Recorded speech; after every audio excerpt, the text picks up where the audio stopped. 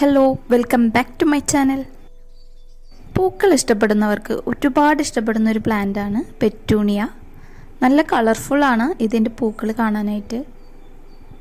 എന്നാൽ ഇതൊരു സീസണൽ പ്ലാന്റാണ്. ഇന്ത്യയിൽ ഇതിൻ്റെ സീസൺ എന്ന് പറയുന്നത് സ്പ്രിംഗ് സീസണാണ്.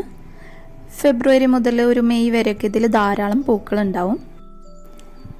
എന്നാൽ നമ്മളിൽ പലർക്കും അനുഭവം ഉണ്ടായിട്ടുള്ള ഒരു കാര്യമായിരിക്കും പെറ്റൂണിയ പ്ലാന്റ്സ് നഴ്സറിയിൽ നിന്ന് വാങ്ങിയിട്ട് വീട്ടിൽ കൊണ്ടുവന്ന് റീപോർട്ട് ചെയ്യുമ്പോൾ അത് വേഗം തന്നെ നശിച്ചു പോകുന്നത്. മെയിനായിട്ട് 2 കാരണങ്ങൾ കൊണ്ടാണ് ഇങ്ങനെ സംഭവിക്കുന്നത്. അപ്പോൾ അതെന്തൊക്കെയാണെന്ന് നമുക്ക് നോക്കാം. അതിനു മുമ്പ് നിങ്ങൾ ആദ്യമായിട്ട് ഈ ചാനലിലേക്ക് വരുന്നവരാണെങ്കിൽ വെൽക്കം ടു മൈ ചാനൽ. അതുപോലെ നിങ്ങൾക്ക് ഈ വീഡിയോ ഉപകാരപ്പെടുകയാണെങ്കിൽ ലൈക്ക് ചെയ്യാനും സബ്സ്ക്രൈബ് ചെയ്യാനും മറക്കരുത്. അപ്പോൾ നമുക്ക് വീഡിയോയിലോട്ട് പോയാലോ. നമ്മൾ നഴ്സറിയിൽ നിന്ന് വാങ്ങിക്കൊണ്ടുവരുന്ന പ്ലാന്റ്സ് ചെറിയൊരു കവറിലോ പോട്ടിലോ ഒക്കെ ആയിരിക്കും അവർ തരിക. ഇത് റീപോർട്ട് ചെയ്യുന്ന സമയത്ത് പ്ലാന്റിൻ്റെ കൂടെ കിട്ടുന്ന ആ മണ്ണുണ്ടല്ലോ, അത് ഫുള്ള് കളഞ്ഞ് ചെടി മാത്രമായിട്ട് മാറ്റി നട്ടാൽ ആ പ്ലാന്റ് വേഗം തന്നെ നശിച്ചു പോകും. അങ്ങനെ ഒരിക്കലും ചെയ്യാൻ പാടില്ല. കാരണം ഇതിൻ്റെ വേരുകൾ എന്ന് പറയുന്നത് അത്രയും സെൻസിറ്റീവാണ്.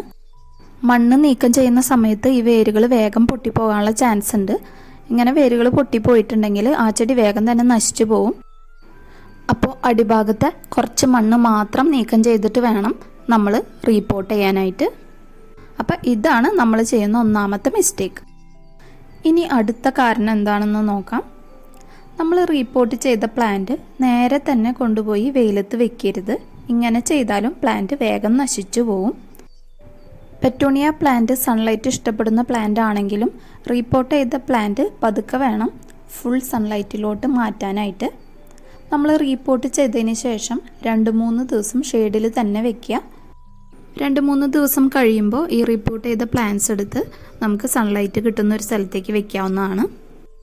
പക്ഷേ ഒരു 12 മണി മുതൽ 3 മണി 4 മണി വരെയുള്ള ആഫ്റ്റർനൂൺ സൺലൈറ്റ് കൊള്ളാതിരിക്കാൻ വേണ്ടി ആ സമയത്ത് പ്ലാന്റ്സ് എടുത്ത് വീണ്ടും ഷെയ്ഡിലോട്ട് മാറ്റാവുന്നതാണ്.